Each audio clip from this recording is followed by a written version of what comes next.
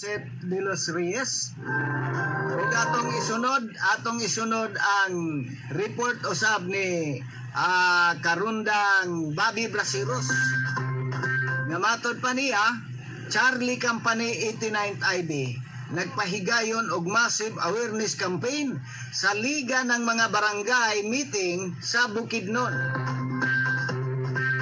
Atong dawaton ang report gikan ni karundang Bobby Brasiros. Karundang Bobby, ihandos mo.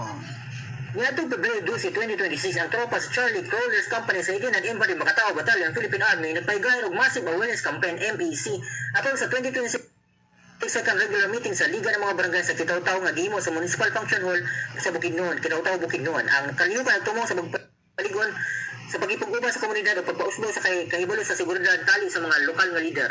Si Second Lieutenant Emmanuel F. Carido, Executive Officer sa Charlie Company, uban ni Corporal July T. Caballo, CMO-NCO, nag-enkwentro sa mga barangay chairpersons ng gipanguluhan ni Honorable Monty D. Gawilan, ABC President sa Kitaw-Taw.